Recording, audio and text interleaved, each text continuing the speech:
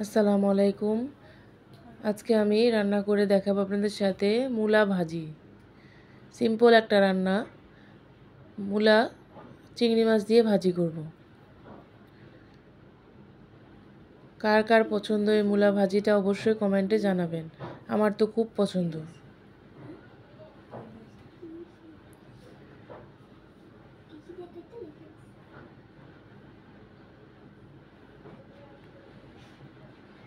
প্রথমে আমি মূলাগুলোকে একদম মিহি করে কেটে পানিতে সিদ্ধ করে নিয়েছি, সিদ্ধ করে ঝরিয়ে নিয়েছি।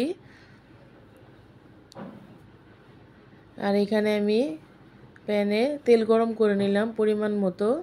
তেলটা গরম হয়ে গেলে পেঁয়াজ কুচি ও চিংড়ি মাছ দিব।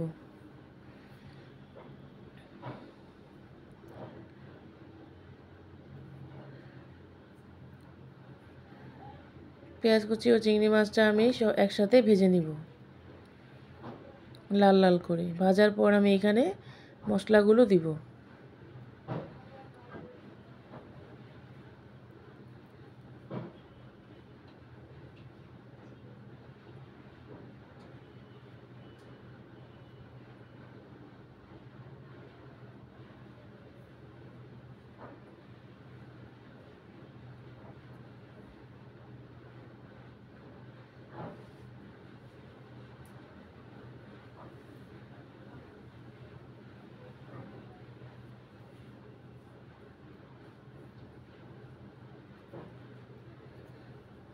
এখানে আমি এখন হলুদের গুঁড়া, মরিচের গুঁড়া, লবণ দিব।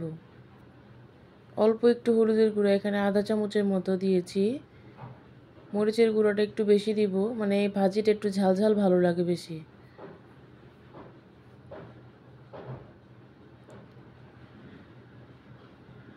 আর দিব পরিমাণ মতো লবণ দিয়ে এখন আমি একটু পানি দিয়ে ভালো করে কষিয়ে নিব।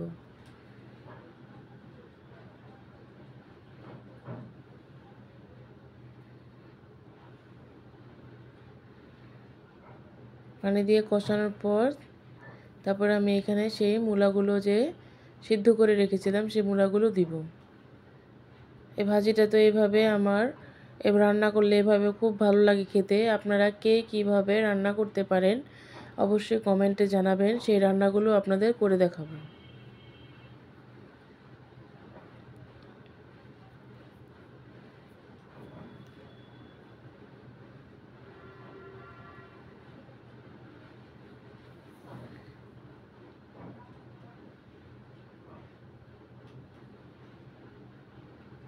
এখন আমি মূলাগুলো দিয়ে ভালো করে নেড়েচেড়ে মিশিয়ে নিব।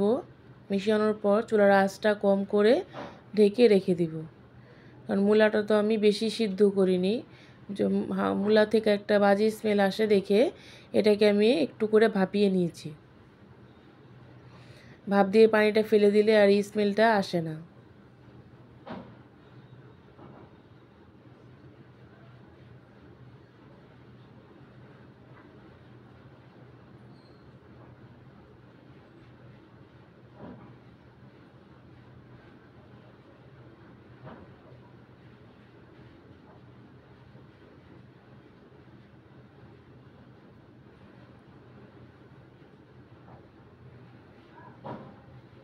এখন ঢেকে রাখবো সিদ্ধ হওয়া পর্যন্ত।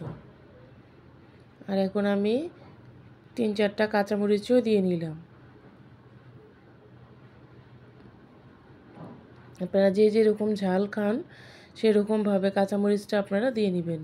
আর এই মূলা ভাজিতে লবণটা অল্প পরিমাণে দেওয়ার চেষ্টা করবেন সবাই, কারণ এটাতে রান্নার পর অনেক লবণ মনে হয়। অল্প একটু দেওয়াই ভালো। ভাজিটা আমার তৈরি হয়ে গেছে।